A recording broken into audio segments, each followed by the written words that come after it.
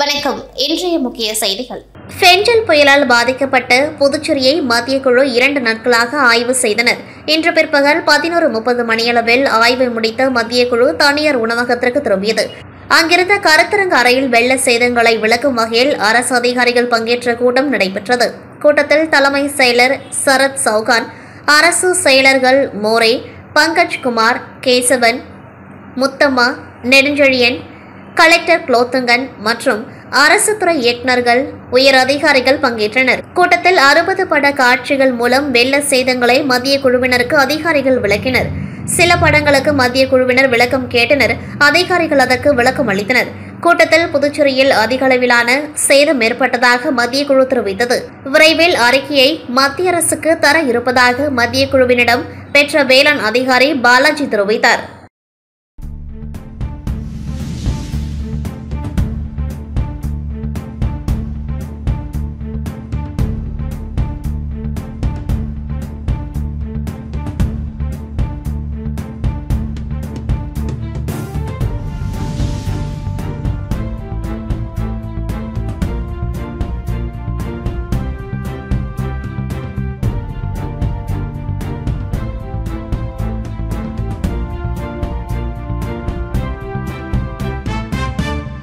புதுச்சேரியில் 2வது நாளாக மத்திய குழுவினர் ஆய்வு மேற்கொண்டு வருகின்றனர். ஒரு குழுவினர் இணை செயலர் ராஜேஷ் குப்தா தலைமையிலும், மற்றொரு குழுவினர் வேளாண் அதிகாரிகள் பொன்னுசாமி, பாலாஜி தலைமையில் ஆய்வு மேற்கொண்டு வருகின்றனர். இதில் வேளாண் அதிகாரிகள் மண்ணாடிப்பட்டு தொகுதிக்குட்பட்ட சந்தை புதுக்குப்பம், மண்ணாடிப்பட்டு, லிங்கரெட்டிப்பாளையம், சுத்திகேணி, காட்டேரிக்குப்பம் கிராமங்களில் நேரில் சென்று ஆய்வு செய்தனர்.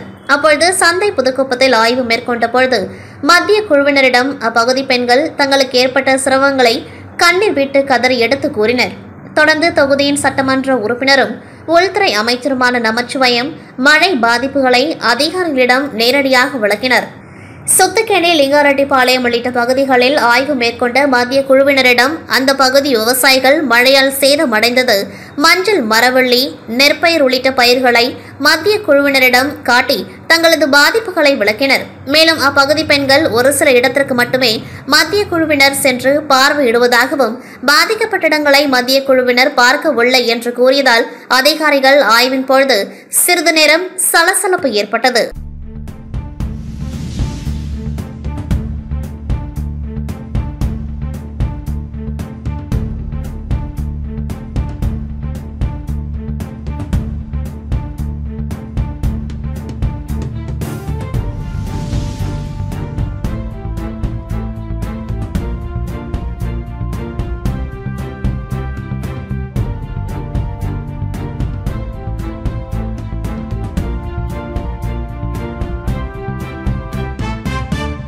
சலானி ஜுவல்லரி மார்ட் 2013ஆம் ஆண்டில் எளிமையாக தொடங்கப்பட்ட நிறுவனமாகும். இன்று பல ஆயிரம் வாடிக்கையாளர்களை கொண்டுள்ள இந்த நிறுவனம் நகை உலகத்தில் ஒரு தனி இடத்தை பெற்றுள்ளது. அனுபவம் வாய்ந்த மற்றும் முன்னோடியான ஜெயந்திலால் சலானியால் தொடங்கப்பட்ட இந்த நிறுவனம் ஒவ்வொரு நகை ஆர்வலர் மனதிலும் நீங்க இடம்பெற்றுள்ளது. சென்னையில் தொடங்கி மதுரையில் தனது 2வது கிளையை தொடங்கிய சலானி ஜுவல்லரி மார்ட் தற்பொழுது மேலும் பல இடத்தில் தன்னுடைய நகை கடைகளை திறக்க உத்தேசித்துள்ளது. இதன் ஒரு பகுதியாக புதுச்சேரியில் புத்தம் புது வரிசையில் எங்கும் பார்த்திராத கிடைக்காத வகையில் மிகவும் நேர்த்தியாக வடிவமைக்கப்பட்ட antique, temple, Victorian, diamond, jadau polki நகைகளுக்கென்று ஒரு பிரத்யேக ஷோரூம் புதுச்சேரியில் இன்று திறக்கப்பட்டது. இதில் சிறப்பு விருந்தினராக கலந்து கொண்ட முதலமைச்சர் ரங்கசாமி புதிய ஷோரூமை திறந்து வைத்து விற்பனையை துவக்கி வைத்தார். மிஷன் வீதியில் அமைந்துள்ள இந்த நகை மாளிகையில் மக்கள் எதிர்பார்க்கும் வேலைப்பாடு மற்றும் மாறுபட்ட கலைநயத்தில் தங்க, வைர நகைகள் மற்றும் போல்கி நகைகள் ஏராளமாக விற்பனைக்கு வைக்கப்பட்டுள்ளது என்பது குறிப்பிடத்தக்கது. இந்த நிகழ்வில் ஜுவல்லரி மார்ட் ஊழியர்கள், சிறப்பு விருந்தினர்கள் என அனைவரும் திரளாக கலந்து கொண்டார்கள்.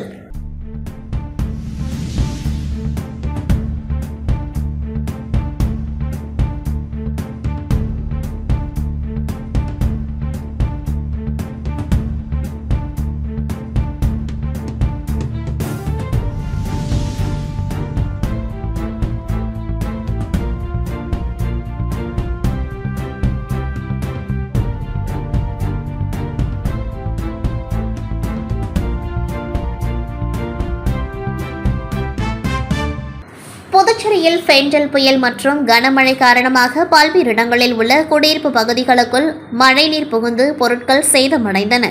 மேலும் மழை நீரோடு கலந்து பல்வேறு இடங்களில் விஷ ஜந்துக்களும் குடியிருப்பு பகுதிகளுக்குள் தஞ்சம் புகுந்து வருகின்றது. மழை காலங்களில் விஷ ஜந்துக்கள் குடியிருப்புகளுக்குள் போகாமல் இருக்க சுற்றுப்புறத்தை தூய்மையாக வைத்துக் கொள்வதில் பொதுமக்களின் பங்குகளும் உண்டு. இந்நிலையில் முதலியார்பேட்டை தமிழ்தாய் நகர் முதல் தெருவில் வேணுகோபால் என்பவருக்கு சொந்தமான காலி மனை ஒன்றுள்ளது. இந்த மனையை உரிமையாளர் பராமரிக்காமல் விட்டு வைத்துள்ளார். அப்பகுதி மக்கள் புகார் தெரிவித்தும் மனையின் உரிமையாளர் சுத்தம் செய்ய நடவடிக்கை எடுக்க முடியாது என்று அலட்சியமாக பதில் அளித்துள்ளார். மேலும் அங்கு குப்பைகள் குவிந்து குப்பை மேடாக காட்சியளிப்பதை தொடர்ந்து அந்த தெருவில் உள்ள பொதுமக்கள் தொகுதியின் சட்டமன்ற உறுப்பினர் அனிபால் கென்னடியிடம் புகார் அளித்துள்ளனர். இதனைத் தொடர்ந்து சட்டமன்ற உறுப்பினரின் உத்தரவின் பேரில் 2 முறை அந்த காலிமனை சுத்தம் செய்யப்பட்டது. இருப்பினும் மீண்டும் தற்பொழுது காலிமனையின் உரிமையாளரின் அலட்சியம் காரணமாக அந்த மனை மீண்டும் குப்பை மேடாக உருவாகியுள்ளது. இந்நிலையில் டிசம்பர் 10ஆம் தேதி காலையில் 5 அடி நல்ல பாம்பு ஒன்று காலிமனையின் எதிரில் உள்ள வீட்டின் உரிமையாளரின் இருசக்கர வாகனத்தில் புகுந்துள்ளது. இதனைத் தொடர்ந்து அப்பகுதி மக்கள் அளித்த புகாரின் பேரில் வனத்துறை ஊழியர்கள் கண்ணதாசன் மற்றும் வேலாயுதம் ஆகியோர் விரைந்து வந்து பாம்பை மீட்டு பத்திரமாக வனத்துறைக்கு கொண்டு சென்றனர்.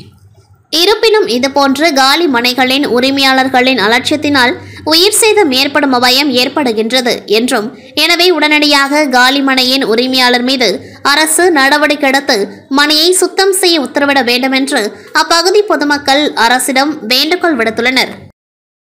ஃபென்டல் புயல் காரணமாக புதுச்சேரி கடுமையான பாதிப்புகளை சந்தித்த நிலையில் புயல் நிவாரணமாக அனைத்து குடும்ப அட்டைதாரர்களுக்கும் தலா ரூபாய் 5000 நிவாரணத்தை முதலமைச்சர் ரங்கசாமி அறிவித்திருந்தார்.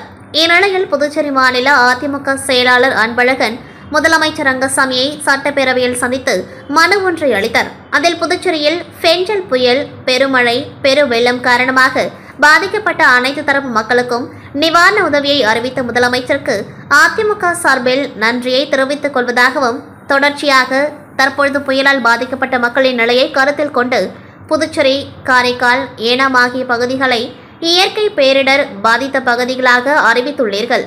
மாநில பேரிடர் மேலாண்மை அமைப்பிற்கு தலைவரான தாங்கள் பேரிடர் மேலாண்மை சட்டத்தின்படி எதிர்வரும் 2025 ஜூன் 30 வரை மக்களுக்கு உரிய சலுகைகளை அறிவிக்க வேண்டும் என என்றும், குறிப்பாக பயிர்க்கடன் தள்ளுபடி, தொழில் வரி தள்ளுபடி, சொத்து வரி தள்ளுபடி, குப்பை வரி தள்ளுபடி, வீட்டு வரி தள்ளுபடி, நிலவரி தள்ளுபடி, மின் கட்டண வரி தள்ளுபடி, கலால் வரி தள்ளுபடி, வணிக வரி தள்ளுபடி, கூட்டுறவு சங்க கடன்கள் தள்ளுபடி, மீனவர் கடன் தள்ளுபடி, ஆதி திராவிடர் கடன் தள்ளுபடி, சிறு குறு தொழில் புரிவோர் கடன் தள்ளுபடி, நடைபாதை வியாபாரிகள் வங்கி கடன் தள்ளுபடி, தனியார் பள்ளி கல்வி கட்டண தள்ளுபடி, சுய உதவி குழு கடன் தள்ளுபடி உள்ளிட்ட அனைத்து தரப்பிற்கும் இயற்கை பேரிடர் மேலாண்மை சட்டத்தின் கீழ் அனைத்து வரிகள், கடன்களை மாநில முதலமைச்சர் ரத்து செய்து அறிவிக்க வேண்டும் என்றும், ஏற்கனவே புயல் நிவாரண அறிவிப்பில் மழைநீர் முழுமையாக உட்புகுந்து பாதிக்கப்பட்ட வீடுகளுக்கு நிவாரண இழப்பீட்டுத் தொகை அறிவிக்கப்படவில்லை.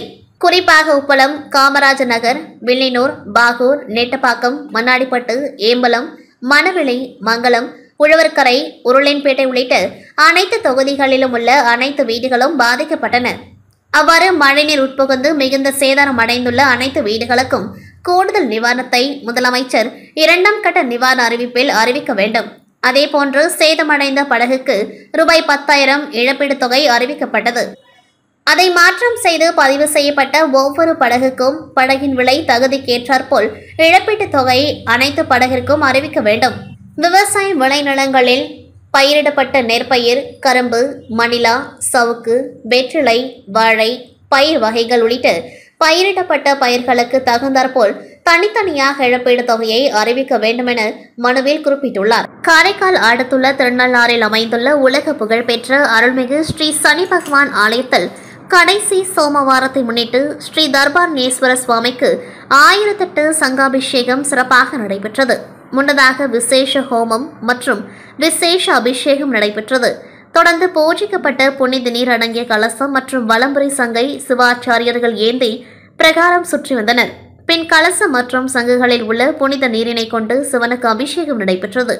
தொடர்ந்து சிவனுக்கும் அம்பாளுக்கும் பல வண்ண மலர்களால் அலங்காரம் செய்து மகா தீப ஆராதனை நடைபெற்றது.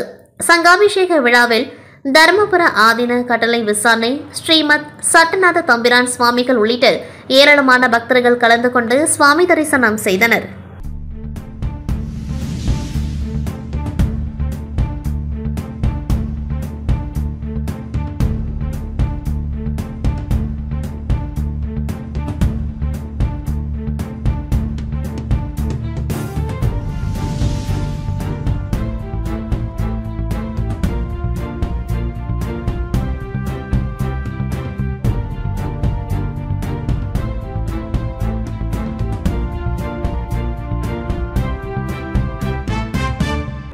அகில இந்திய காங்கிரஸ் கட்சியின் மூத்த தலைவர் அன்னை சோனியா காந்தியின் பிறந்த நாளை முன்னிட்டு காரைக்கால் மாவட்ட இளைஞர் காங்கிரஸ் சார்பில் பள்ளி மாணவர்களுக்கு நோட், பேனா, பென்சில், டிஃபன் பாக்ஸ், இனிப்பு உள்ளிட்ட பல்வேறு பொருட்கள் அரசு பள்ளி மாணவர்களுக்கு வழங்கப்பட்டது.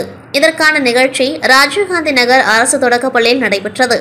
இளைஞர் காங்கிரஸ் மாவட்ட தலைவர் ரஞ்சித் தலைமையில் நடைபெற்ற நிகழ்ச்சியில் புதுச்சேரி முன்னாள் சபாநாயகரும் முன்னாள் மாநில காங்கிரஸ் கட்சி தலைவருமான ஏவி சுப்பிரமணியன், மாவட்ட தலைவர் சந்திரமோகன் சிறப்பு அழைப்பாளராக கலந்து கொண்டு மாணவர்களுக்கு பொருட்களை வழங்கினர்.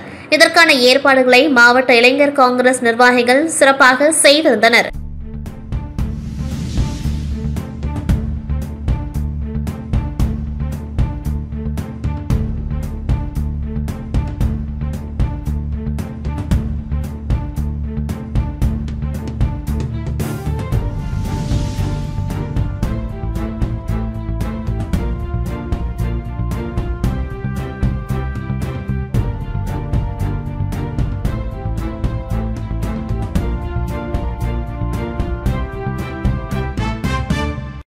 This news sponsored by அசைவ சுவை பிரியர்களுக்காகவே புதுவை முதலியார்பேட்டையில் ஒரு புதிய உதயம் hotel Ponnusamy AC restaurant. Chettinad Chinese tandoori வகைகளில் எத்தனை உண்டோ அத்தனையும் ஒரே இடத்தில். ரசாயன கலப்படம் இல்லாத மசாலா பொருட்களை மட்டுமே பயன்படுத்தி ஹலால் செய்யப்பட்ட எங்களின் ஸ்பெஷல் வெரைட்டிகளான பொன்னுசாமி சிக்கன், பிச்சு போட்ட கோழி, Ponnusamy mutton, velvet chicken, fish butter garlic, sesame veg stir fry, velvet fish, Ponnusamy prawn fry, chicken மற்றும் mutton biryani, fried rice, noodles, soup வகைகள், veg and non veg starters, tandoori varieties, non veg meals, கறி சோறு, naan items, fresh juices, milkshakes, ice creams என நீங்கள் குடும்பத்துடன் சுவைத்து மகிழ எண்ணற்ற உணவு வகைகள். 100 பேர் வரை அமர்ந்து உணவருந்தக்கூடிய மிக பிரம்மாண்டமான ஏசி ரெஸ்டாரண்ட். ஹோட்டல் டிஎஸ் கிராண்டில் எக்ஸிகியூட்டிவ் சிங்கிள், எக்ஸிகியூட்டிவ் டபுள் மற்றும் கிளப் டபுள் என அனைத்து வசதிகளுடன் கூடிய தங்கும் அறைகள் மிக குறைந்த வாடகையில் கிடைக்கும். லிக்விட் லாங் ரெஸ்டோ பார் வசதி உள்ளது.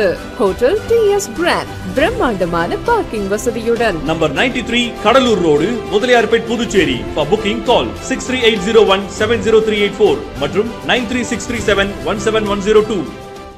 புதுச்சேரி கோட்டக்குப்பத்தில் 20,000 சதுர அடியில் மிக பிரம்மாண்டமான அனைத்து வீட்டு உபயோக பொருட்களும் ஃபேக்டரி விலைக்கே, அதுவும் ஆன்லைனை விட மிக மிக குறைந்த விலையில். நியூ சிட்டி பஜார். தேர்ந்தெடுக்க எண்ணற்ற மாடல்கள், ஈஸி இஎம்ஐ, சுலப மாத தவணையில் உங்கள் மனதிற்கு பிடித்த பொருட்களை அள்ளி செல்லுங்கள்.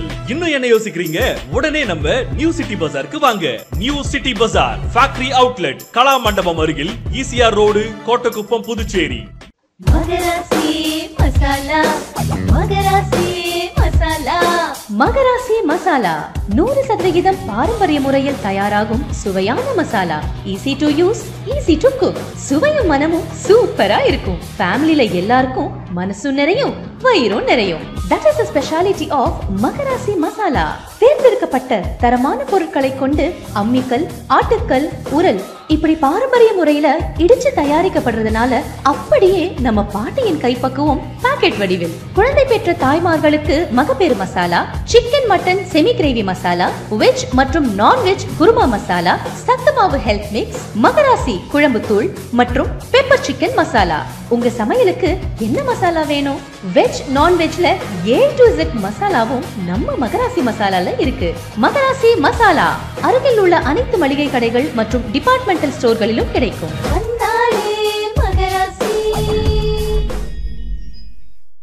புதுச்சேரி பெரிய காலப்பட்டு மீனவர் பகுதியில் ஸ்ரீ காந்தாரியம்மன் மீனவர் மகளிர் கூட்டுறவு சங்கம் உள்ளது. 700 பேர் உறுப்பினர்களை கொண்ட இந்த சங்கத்தை மீன்வளத்துறையின் தனி அதிகாரிகள் கடந்த 10 ஆண்டுகளாக கவனித்து வருகின்றனர். இந்த சங்கத்தில் 1520 ரூபாய் கொடுத்து உறுப்பினராக சேர்ந்தால் வாழ்நாள் முழுவதும் பேரிடர் காலங்களில் மத்திய மாநில அரசுகளின் பங்களிப்பாக ரூபாய் 3000 கூடுதலாக அளித்து 4520 மீனவர்களுக்கு வழங்கப்பட்டு வருகின்றது. 2020ஆம் ஆண்டுக்கான பேரிடர் நிதி வழங்கும் பொழுது 21 நபர்களின் பெயர்கள் விடுபட்டதாக கூறப்படுகின்றது.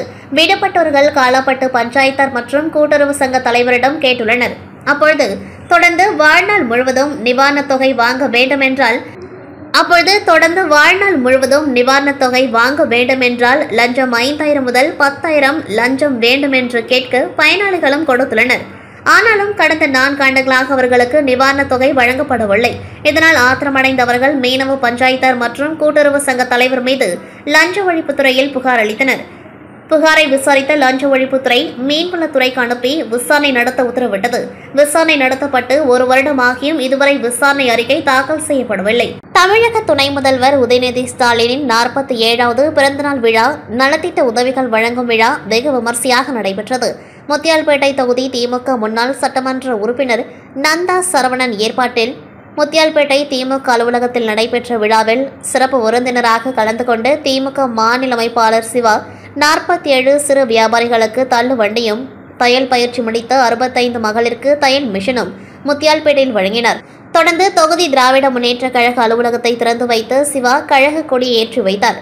இந்நிகழ்ச்சியில் கழக துணை அமைப்பாளரும் சட்டமன்ற உறுப்பினருமான அனிபால் கெனடி, திமுக இளைஞரணி அமைப்பாளர் சம்பத் எம்எல்ஏ, தலைமை பொதுக்குழு உறுப்பினர் கோபால், மாநில மகளிரணி செயலாளர் காயத்ரி ஸ்ரீகாந்த், தொகுதி திமுக செயலாளர் சௌரிராஜன், அவைத்தலைவர் எழிலன், தொகுதி துணை செயலாளர் ரவி, துணை செயலாளர் கலைவாணி, தனசேகர், தொகுதி தொண்டரணி அமைப்பாளர் கோபிநாத், திமுக மக்கள் சேவை மதன்பாபு, மீனவரணி தங்கராசு பூபதி மற்றும் தொகுதி திமுக நிர்வாகிகள், இளைஞரணி, மகளிரணி நிர்வாகிகள் மற்றும் திரளான பொதுமக்கள் கலந்து கொண்டு சிறப்பித்தனர்.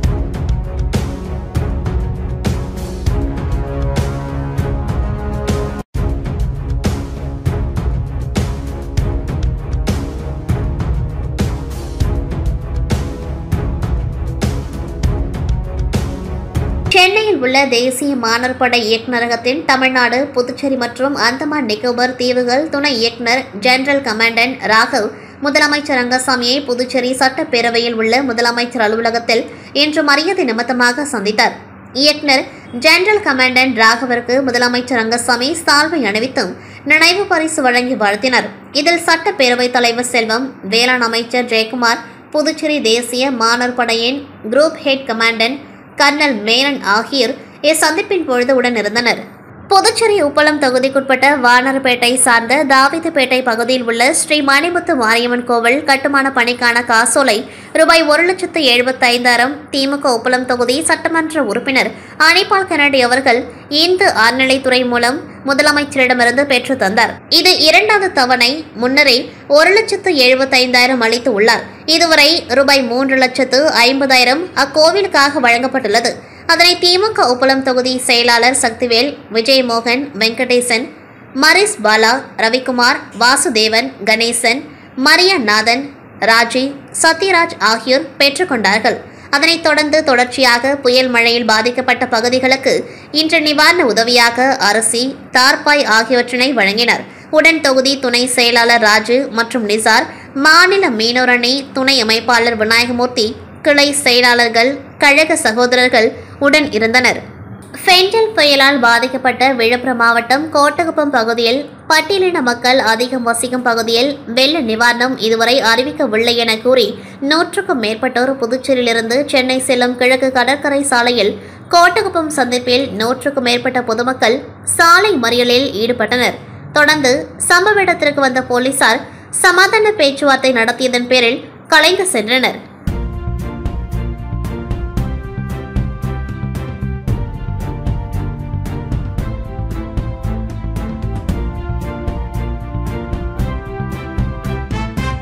கார்த்திகை மாதம் திங்கட்கிழமை சோமவாரமாக கடைபிடிக்கப்பட்டு வருகின்றது. இதையொட்டி 4வது கார்த்திகை சோமவாரத்தை முன்னிட்டு புதுச்சேரி வெள்ளாள வீதியில் அமைந்துள்ள அருள்மிகு நந்திகேஸ்வரர் ஆலயத்தில் சித்தேஸ்வரருக்கு விபூதி, மஞ்சள், திரவிய பொடி, இளநீர், பஞ்சமிர்தம், பால், தயிர், சந்தனம் உள்ளிட்ட பல வகையான அபிஷேக பொருட்களை கொண்டு சிறப்பு அபிஷேகம் நடைபெற்றது. இதனைத் தொடர்ந்து மண்டபத்தில் 108 சங்குகளில் புனித நீர் நிரப்பப்பட்டு சிவலிங்க வடிவில் சங்குகள் அடுக்கி வைக்கப்பட்டு சிறப்பு யாகம் நடைபெற்று மங்கள வாத்தியங்கள் இசையுடன் புனித நீர் சித்தேஸ்வரருக்கு சிறப்பு அபிஷேகமும் அலங்காரமும் செய்யப்பட்டு மகா தீப ஆராதனை காண்பிக்கப்பட்டது. சங்காபிஷேகத்தை முன்னிட்டு ஏராளமான பக்தர்கள் சிவபெருமானை வழிபட்டு சென்றனர்.